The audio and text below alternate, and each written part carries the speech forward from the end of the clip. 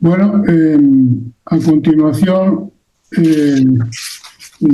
tiene la palabra Ángel Ruiz Tellez.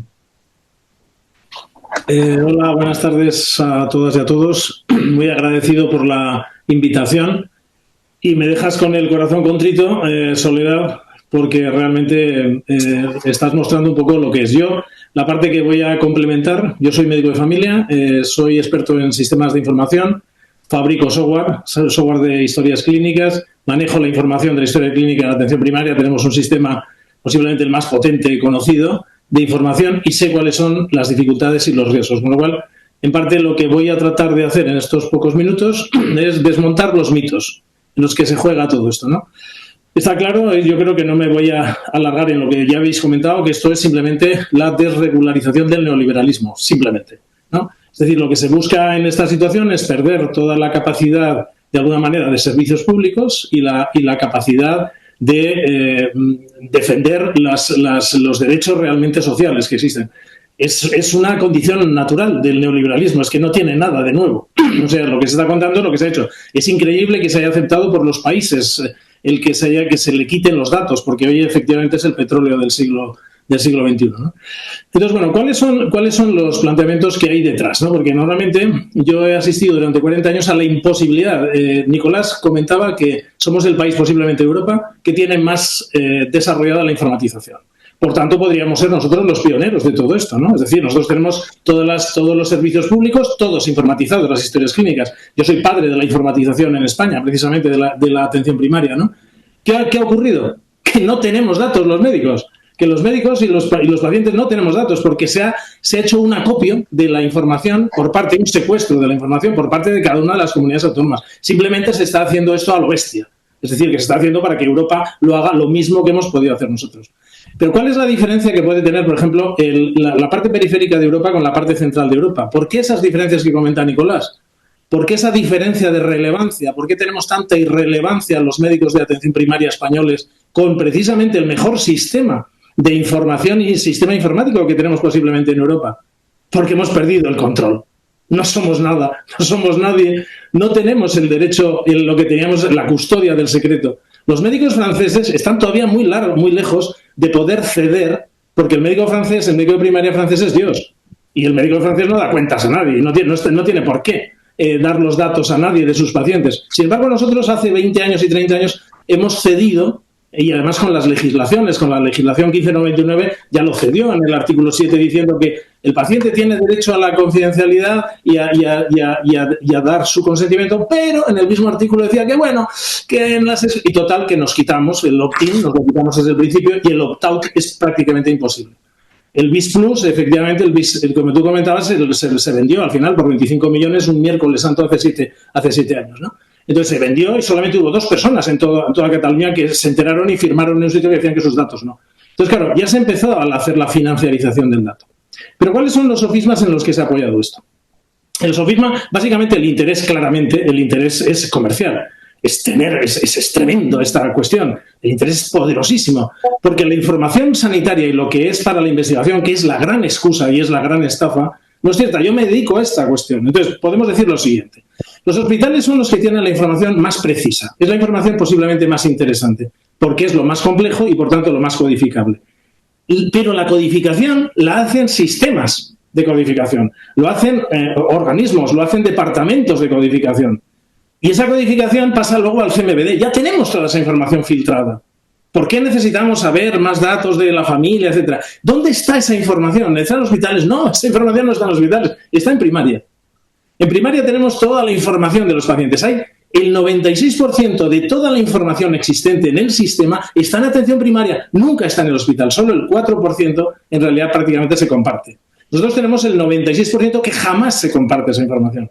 Y en esa información, la información está toda la información de la vida de las personas, de los secretos de las personas. ¿Qué ocurre con esa información si queremos explotarla? Ese es el gran sofisma, que yo me encargo precisamente de eso. Que la información de atención primaria es muy imprecisa, es muy débil, es muy deficiente, porque hay una regla de cuartos y en la regla de competencia hay un 25% de profesionales competentes. El resto tienen una variación. Y la información que está registrada es una información de un nivel muy inespecífico. Podemos, hoy en estos momentos, si utilizamos el Big Data, que es simplemente un paso antes de lo que es la inteligencia artificial, y empezamos a sacar conclusiones, la conclusión que se va a sacar de todo lo que está ahí es una barbaridad, porque el comportamiento general del sistema no es el adecuado, porque el adecuado lo tiene un porcentaje pequeño de profesionales que son verdaderamente los que son excelentes. Entonces el sistema no puede tirar de lo que es el Big Data, tiene que tirar de lo que se llama el Actionable Data, y eso ni se le ocurre a nadie empezar a hacerlo porque es muy complejo, que es a lo que yo me dedico para poder sacar información y sacar información relevante para pacientes y para profesionales. Pero eso no es lo interesante, porque en el fondo lo interesante es tener el dato. El dato da una información tremenda y sobre todo el dato dinámico. Porque una cosa es hacer una foto, haces una foto de hace 5 años y coges la información del sistema sanitario, joder, pero tener la información que no hace falta tener el nombre y apellido, que es que, como decía antes Juanjo, con el código postal es más que suficiente. Y es tremendo. ¿Y quién va a jugar en este? ¿Quién va a mover esto? Porque claro, el gran problema que tenemos ahora mismo los profesionales es que cuando vamos a desarrollar ciencia la tenemos que publicar. Y la publicación de la ciencia hoy se mueve entre 5.000 y 9.000 euros cada artículo que se va a pagar. ¿Quién tiene posibilidades de pagar 10 artículos al año? Es decir, todo su sueldo en artículos para hacerlo. Entonces, ¿qué ha pasado? O sea, la información es infumable que hay sobre Peter Ghosh, es uno de los autores más importantes que ha dado toda esta información, que es precisamente de la Cochrane Norte Europa, y en el que ha hecho la verdadera denuncia de todo este sistema, en el cual la industria farmacéutica es la más interesada, ya empezó con no me sale la palabra completa, que es como la medicalización que se hizo posteriormente, ¿no? Y entonces ahora estamos en la financiarización del dato, ¿no? Y es muy interesante esta información, porque con eso nosotros podemos prever, no nos importa que tenga efecto o no tenga efecto el fármaco, pero si es aproximadamente son 20.000 millones de dólares los que se han pagado en los últimos años y el 75% en los últimos 5 o 6 años de las multas que han recibido la industria farmacéutica, porque son enormes. Pero, ¿cómo puedo yo competir cuando estoy haciendo claramente, como ha pasado, empezando con la talidomida y todos los demás que han entrado con Grunenthal y Pfizer y todos, y Novartis y tal, todas las empresas que han tenido grandes multas porque habían mentido como bellacos sobre la información y los efectos adversos, ¿no? Entonces, ¿qué pasaba con esa información? En el momento que había un profesional que sacaba esa información y la ponía, joder, tenía automáticamente la información del editorial 400 artículos que había fabricado la industria porque lo puede fabricar. Porque hemos visto los casos en los que han salido en la prensa de profesionales, además españoles, que hacían 130 y tantos artículos al año, es decir, uno cada 3 días. Evidentemente, ¿quién lo pagaba? Los petrodólares. Joder, porque se puede hacer al final con esa cuestión. Entonces, el problema que hay es que la gran excusa, que es el tema del conocimiento, es falso. Hay un mito que se ha desmontado ya varias veces de que la industria farmacéutica es necesaria que haga las inversiones porque las inversiones son muy importantes. Mentira. El 90% de todo lo que son el I+D+I aparece de la inversión pública, de las universidades, de lo público, que luego al final se compra, efectivamente, y se financiariza por parte de la industria. Pero no hay tal ventaja de que esa información vaya a generar todo ese conocimiento. Ese conocimiento siempre aparece en grupos pequeños y grupos más centrados en lo que es la ciencia y no en el interés. La verdad es que ha perdido hace mucho tiempo la industria farmacéutica. De hecho, la EMA, que es la Agencia del Medicamento Europea, hace ya unos 10 o 12 años que ya no es de sanidad, está en industria. Joder, ¿por qué? Pues porque el volumen de dinero, es decir, la industria química en Europa es la número 1. Y por eso toda esta movida, claro, es alucinante que los países hayan tragado con esto y hayan dicho, oye, vamos a dar gratis la información de todo el mundo, con todo.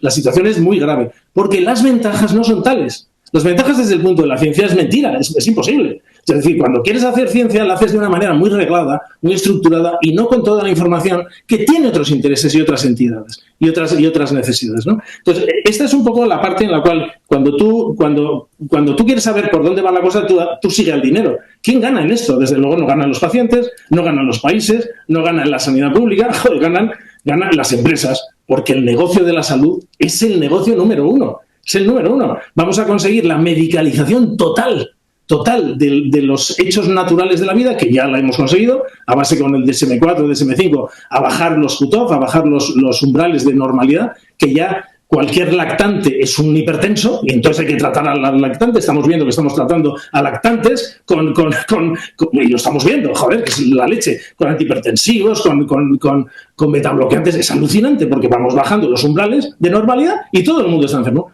Este es el modelo que da mucho juego y mucho negocio. Claro, si no tuviese tantas repercusiones daría igual. Pero claro, nosotros ya somos los primeros. Podríamos ser precisamente el laboratorio donde se ha podido ver todo esto. Nosotros tenemos el neoliberalismo, lo que hace es buscar básicamente grandes regulaciones. Aquí el ejemplo ha sido muy, muy fuerte. La ley 1599 y la siguiente lo que ha hecho es que le pone multas, dice, ponemos unas multas de hasta 20 millones. ¿Si 20 millones a quién? ¿Quién son los detentores en estos momentos de la información sanitaria? Joder, la administración. ¿Y la administración recibe alguna multa? No, porque ya se han hecho las salvaguardas legales para que a la administración nunca se le ponen multas económicas, se les hace un apercibimiento por escrito diciendo, tiene usted una falta muy grave. Muy bien. ¿Y qué pasa? Pues nada, pues no me cuesta nada y entonces da igual. Entonces ha habido muchos, en este planteamiento de desregular, pero regular claramente el que se puede hacer los grandes acúmulos, este es el gran drama.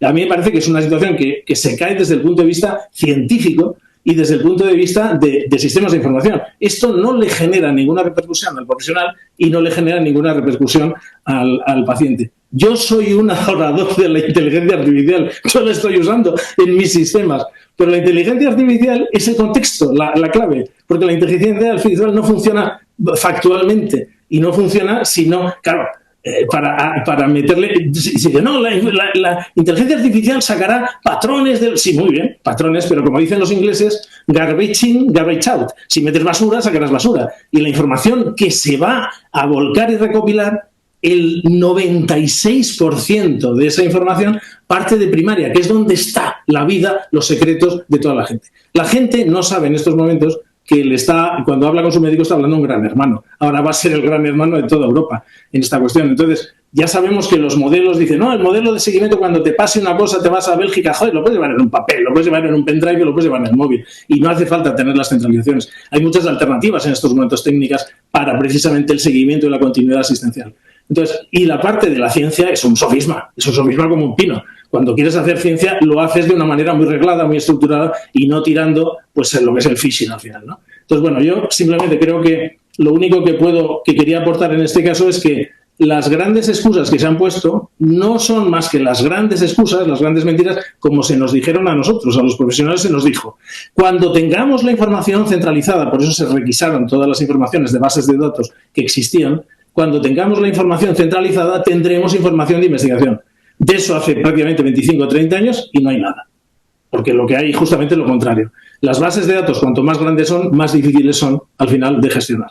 Entonces, claro, es verdad que nosotros siendo ahora mismo los mayores, la organización, la que todo el mundo considera en Europa una de las sociedades de sistemas de salud más seguros y más garantistas, resulta que va a ser el que más va a proveer gratuitamente la información a todo el mundo y vamos a ser 47 millones de españoles y vamos a ser los conejillos de Indias de todos los que quieran sacar información, que van a sacarla, lógicamente, porque si yo me pusiera a sacarla, la sacaría también porque utilizaría efectivamente todas las posibilidades para saber los movimientos de planteamiento. Es decir, la gente ahora mismo, ¿por dónde va tirando? ¿Qué nos importa a nosotros que tenga efectividad el fármaco? ¿Por dónde va tirando la gente? La gente ahora estamos conscientes, hemos bajado tanto los cut-off de las patologías que ahora mismo, como ha pasado ya en Estados Unidos, pues tener la regla es un motivo de quitarle la patria potestad a una persona, ¿no? Entonces, bueno, esto es el colmo, ya llegamos a este extremo. Entonces, me parece que esta parte